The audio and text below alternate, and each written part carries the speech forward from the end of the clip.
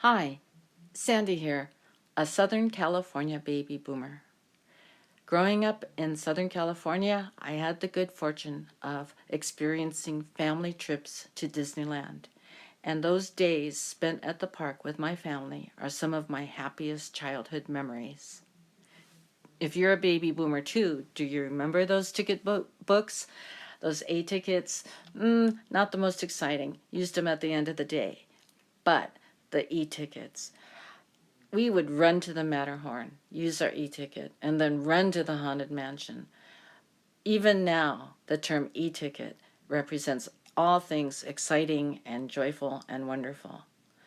But being a family of 5, we couldn't go very often, so on Sundays, we were in front of the TV watching The Wonderful World of Disney. Time has passed. Yes, that's me, holding a sock monkey and a Teletubby, which is a story for another day. But my husband Dave and I are recently retired, and we have made an amazing discovery that Disneyland is no longer for just children or for families with children. It's really a place for people of all ages. There are new ways to experience Disneyland as an older person. Sometimes it's just admiring the beautiful window displays or sitting and watching the castle and people watching. We have discovered that there are so many seniors at Disneyland without families, without kids, without grandkids, who are making brand new memories, maybe reliving some of the old ones, but celebrating at this park that meant so much to us in our youth. When Dave and I go to Disneyland, every single day is special. Every single day is different. You can't help but be happy when you go to this park. So I'm making this video to share some tips and tricks that I've learned along the way, either by experience or through other YouTube videos on how to have a better experience, especially on that first day that you might go to the park. Did you know that Disneyland uses a system of tiered pricing? During the times when the park is the busiest, usually around the holidays, you'll see those days in purple. The ticket prices are the highest. During their slowest periods, which is off-season, midweek, you can save as much as $20 on an admission ticket. And as retired people, those are our favorite days to go. The park is less crowded and the ticket prices are lower. So definitely, if it's within the realm of possibility, choose a day where it is value pricing. Now, to save you disappointment, please know that when you get to the ticket office, there are no discounts. And we asked about senior discounts and ARP and AAA, and they don't give discounts. But by watching YouTube videos, I found ways to save a little bit of money. And one is by pre-buying a Disney card. If you buy a Disney gift card at Target and you use your red card, you save 5%. And I'm going to recommend a $300 gift card. I'll explain that later. But that's a chunk of change. I buy my gift cards at my supermarket because for every $100 I spend on a gift card, I get 20 cents off of a gallon of gas.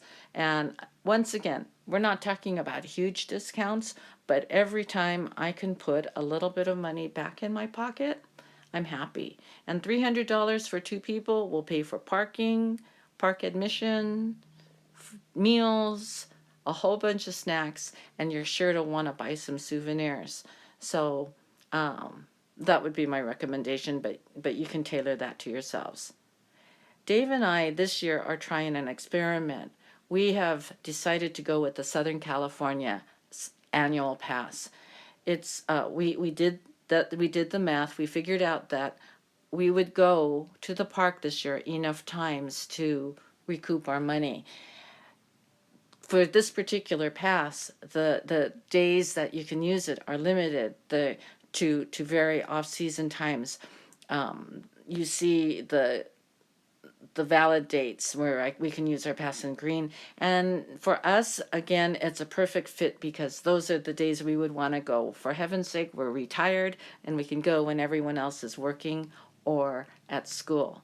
So go to the Disneyland website and you'll see the tiered pricing calendar that I showed you before, and you'll see the annual pass options. But again, make that decision based on what you think your needs are. The next consideration that you'll need to make is the hours that the park is open. And during the off-peak times, the park closes as early as 9 o'clock, which we found to be quite sufficient. I'm not a big fan of staying up to midnight anymore, but to stay till 9 allows you a good chunk of having a lovely day at Disneyland, but then enjoying Disneyland at night as well. I'll talk about that more in just a bit. Check the weather. Plan for cooler evenings. Things get cool in Southern California. Take jackets. They have lockers. We run and we get a locker, a small locker, which keeps both of our jackets safe and secured. We don't have to haul them around, and then we get them out in the evening. Speaking of evening, take time, pause, and enjoy sunset. Disneyland at sunset is beautiful. There's not a vantage point in the park that isn't enhanced by the setting sun. And soon to follow, the setting of the sun comes really, truly, and I'm sorry to use the word again, but another magical part of Disneyland. Nobody does lights like Disneyland. Their attention to detail makes every moment and every inch spectacular. We enjoy spending our last hour in the park just going around and taking in the beautiful landscaping and their artistic use of lights. Sometimes we'll just, toward the end, sit in front of the castle, get a hot chocolate, get a sweet treat, and enjoy the beautiful nighttime.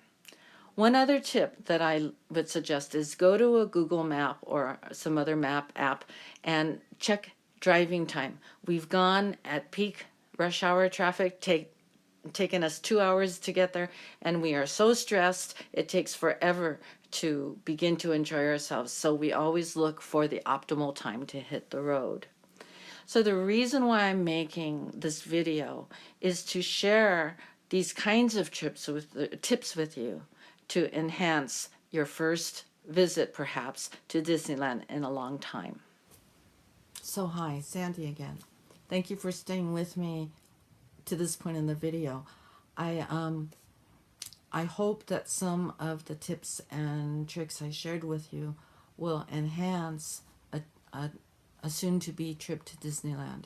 And this isn't just for baby boomers, but for everyone. But to plan the right day, to check out the pricing system, to save a few bucks here or there, I think can really make a difference in how enjoyable that first day is. And I probably raised more questions than I answered, so feel free to leave questions for me and I'll either answer them or even make another video. I even have an idea in mind about how to pack for that special day at the park.